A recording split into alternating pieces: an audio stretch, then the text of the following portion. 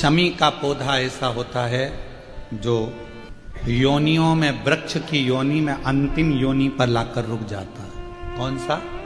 शमी का। इसलिए पंचदशमी पंच शनि पूजन की महत्वता होती है।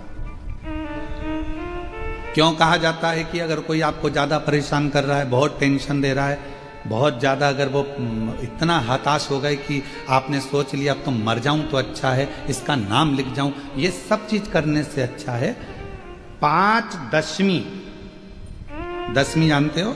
पांच दशमी, कोई सी भी पांच दशमी आप चुन लीजिए, परंतु वो दशमी अमावस्या के पहले वाली नहीं होना चाहिए, वो पूर्णिमा के पहले वाली दशमी। पांच कोई सी भी दशमी पर शमी के वृक्ष के नीचे जाइए, घी का दीपक लगाइए, शुद्ध जल तांबे के पात्र में लेकर जाकर अर्पित करिए। पहले दीप जलाना, उसके बाद शमी के पौधे में जल डालना और पौधे उस वृक्ष के नीचे बैठकर जल चढ़ाकर वहीं पर एक चावल का दाना समर्पित कर कर बाबा से प्रार्थना करना कि बाबा मुझे बहुत कष्ट है, ये मेरा एक तकलीफ मुझे दे रहा है, बस आप मेरी तकलीफ को दूर करना। शिव की ऐसी कृपा होगी। पांच शमी पूजन, जब विजय दशमी के भाव से, दशमी आपके यहाँ पर भी पूजन होती, विजयदशमी पे हमारे यहाँ शमी के पत्र की बड़ी पूजन का महत्व है। पांच दशमी पांच शमी पूजन कर ली जाती है तो जो भी आपका द्रोही होता है वो आपसे दूर हो जाता है या आपसे स्नेह कर कर आपके करीब आ जाता है। ये शमी पूजन वृक्ष योनि के अंतिम योनि का पूजन। सारे वृक्षों पर पत्थर पड़ जाते हैं, पर शमी के पौधे पर पत्थर किस लिए हम मारेंगे? कौन मारेगा? उसमें तो कांटे लगे रहते हैं, कौन मारेगा उसको? क्या कांटा झड़ाएगा पत्थर मार कर? नहीं।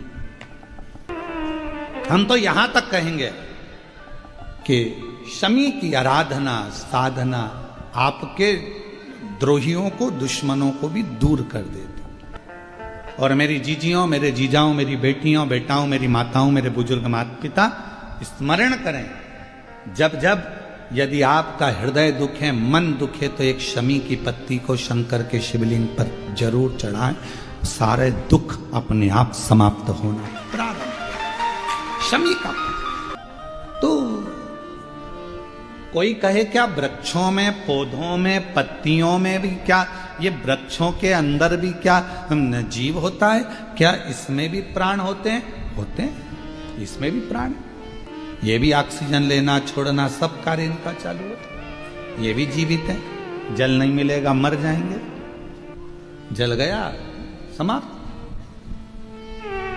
सूर्य को तीन अर्घ होते हैं, एक लाल चंदन का अर्घ कार्य की सिद्धि के लिए सूर्य नारायण को दिया जाता है, एक काली मिर्ची के पानी का, जब आप कोई एग्जाम में बैठ रहे हैं, कोई परीक्षा में बैठ रहे हैं और आपको उसमें उत्तीर्णता चाहिए या मेरा ये काम सफल चाहिए या अदालत में केस चल रहा है उसको निपटाना है, तो काली मिर्ची के जल से सूर्य को अर्घ दी जाती है, तो उस जल के अर्घ से व्यक्ति का काम तुरंत 1.5 महीने के अंदर सफल हो जाता है। काली मिर्ची के अर्घ का इतना प्रमाण। तीसरे नंबर पर है बेलपत्री के जल का सूर्य को दिया जाता है। बेलपत्री के जल का कौन देता है? जो बहुत बीमार पड़ा रहता है, जिसको कुछ ना कुछ शारीरिक कष्ट चलता रहे, कभी घुटना, कभी कमर, कभी पेट, कभी ब्लड प्रेशर, कभी शुगर, कुछ ना कुछ चलती रहे, तो वो लगातार 1 महीना बेलपत्री के पानी का अर्घ सूर्य को देता रहे, उसको रोग से निवारण हो जाता है। रोग से सूर्य अर्घ क्यों प्रधान? जब जब तुमरुका जी ने नारद जी से कहा, जब तुम्हें शंकर का मंत्र अचानक चलते चलते जाते आते अचानक तुम्हारी जिह्वा पे शिव नाम आ जाए, अचानक तुम्हारी जिह्वा पर शंकर का नाम आ जाए, समझ लेना कोई बहुत बड़ा विघ्न सामने आया था। मेरा शंकर तुम्हारे सम्मुख में वाणी के रूप में, शब्द के रूप में, मंत्र के रूप में बाहर निकला और उस शंकर ने तुम्हारे दुख को काट दिया है, तुम्हारी तकलीफ को काट दिया। कितना सुंदर कहा है कि स्वप्न में भी, सपने में अगर शिवलिंग दिख रहा है, समझना कोई तकलीफ थी उसको काटने के लिए आया है। सपने में आप देख रहे हो कि मैं शंकर जी के मंदिर गई और वहां से सांप निकल कर आ गया, कोई बेल खड़ा था, कोई एक सुंदर सी स्त्री निकल रही थी, कोई बच्चा खेल रहा था। मैं जब मंदिर से घर लौट रही थी, मेरे पात्र हाथ में रखा हुआ था जल का, कहीं पूजन की थाली ढूंढ रही थी। स्वप्न में जब पूजन ही और शिव ही नजर आए, सौभाग्यवती स्त्री नजर आए, जब कोई वृषभ नजर आए, मान लो शिव मंदिर के बाहर स्वप्न में भी अगर सर्प भी नजर आए, शिव मंदिर के अंतर्गत पहुंची और एक प्रकाश नजर आ रहा है। स्वप्न में ऐसा लगा कि मंदिर में गई और एकदम उजाला दिखा, समझ लेना कि तुम्हारा दुख कोई बड़ा था। मेरा शंकर स्वप्न में आकर याद कर कर तुम्हें काट कर जा। दुआ चाहे वो माता पिता की हो, घर के बुजुर्गों की हो, घर के बड़ों की हो, या फिर हमारे कोई परिचित की क्यों न, वो दुआ हमारे जीवन में हमें सफलता जरूर देती है, हमें सुख जरूर देती है। शिव महापुराण की कथा कहती है, भगवान शंकर का पवित्र चरित्र कहता है, शिव महापुराण की कथा वर्णन करती है, जब घर से निकलो दो काम जरूर कर कर निकलो। पहला, घर में जो भगवान का मंदिर है, घर में जो भगवान का देव स्थान है, देवालय है, शिवालय है, उसको नमन करो, प्रणाम करो, विनय करो।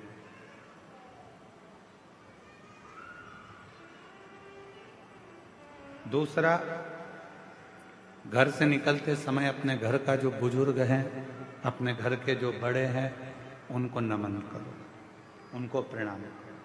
एक परमात्मा का साथ और दूसरा घर के बुजुर्गों का आशीर्वाद जब हमारे साथ चलता है तो निश्चित है उसका फल हमको मिलता जरूर है। कहीं विघ्न में हम पड़ रहे हैं, कहीं विघ्न में हम घिर गए हों, पड़ गए हों, तो उस विघ्न से निकलने के लिए घर के बुजुर्गों का आशीर्वाद और महादेव की कृपा, ये दोनों ही हमारे लिए श्रेष्ठता देते हैं। एक होता है तराशना और दूसरा होता है तलाशना।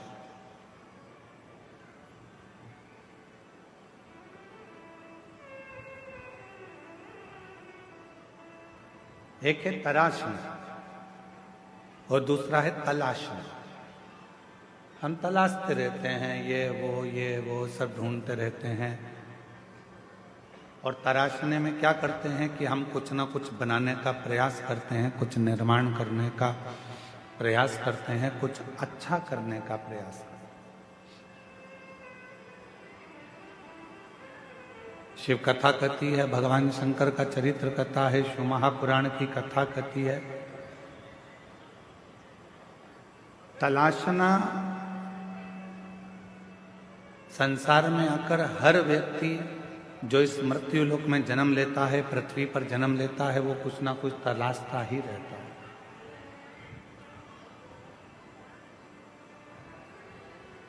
और वो तलाशने के चक्कर में फिर वो कहीं ना कहीं व्यक्ति में भी खोट ढूंढने लगता है।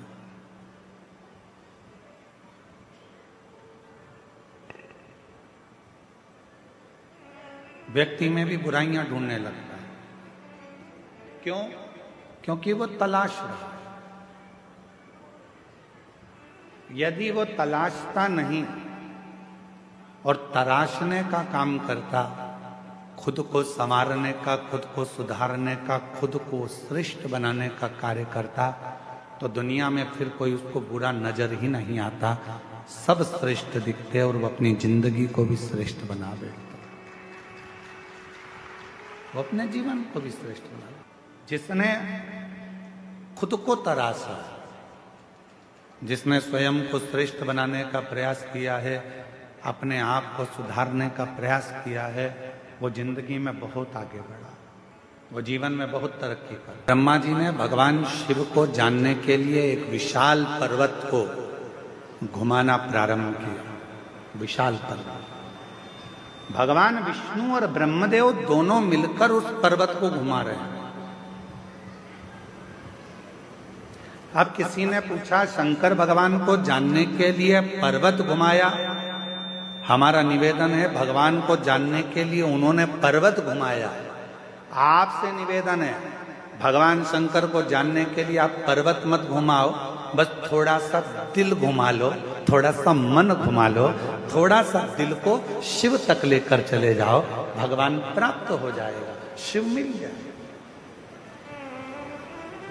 शिव की प्राप्ति का केंद्र बिंदु है अपने मन को थोड़ा सा टर्न करें, थोड़ा मोड़ दीजिए।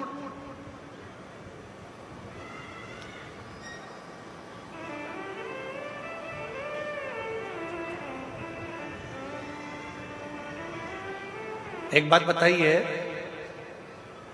हम जायसवाल जी के घर पर रुके हैं, ठीक है, जितेंद्र जी जायसवाल जी के यहाँ रुके, वहां से सीधा सीधा सीधा अगर